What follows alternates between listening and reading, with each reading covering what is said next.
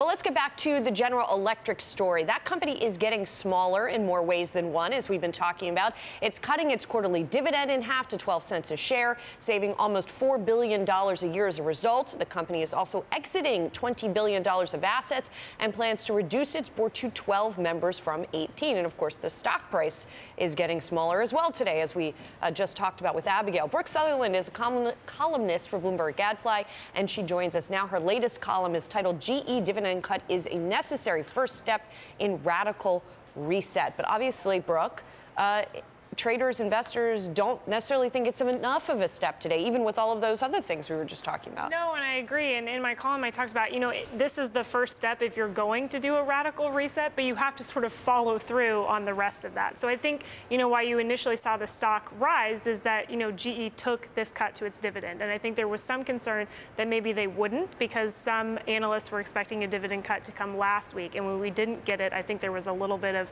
concern there. We did. But then the rest of it is just really sort of uninspiring. You mentioned that $20 billion of divestitures. That's divestitures of businesses that make $20 billion in revenue, which in the context of GE is not really that big. So we're sort of talking about small potatoes here, and the businesses that they've earmarked for divestiture: transportation, lighting, industrial solutions.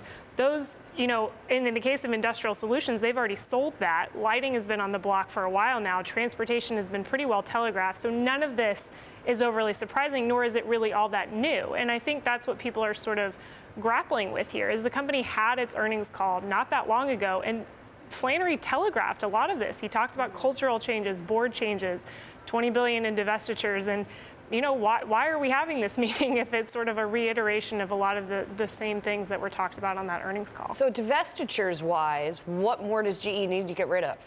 Well, I think there's a bunch of different ways that you could do this, but people were thinking, maybe now's the time we do a really radical breakup of GE, where you think about what does this company really want to be? The growth opportunities are in healthcare and aviation. Could GE maybe just be a healthcare and an aviation company, or could it just be an aviation company?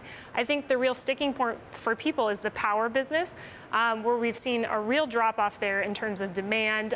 There's increasing competitions for the service agreements, which are typically the biggest profit drivers in that business. And GE is saying it thinks it can get that business back on a sustainable path in 1 to 2 years.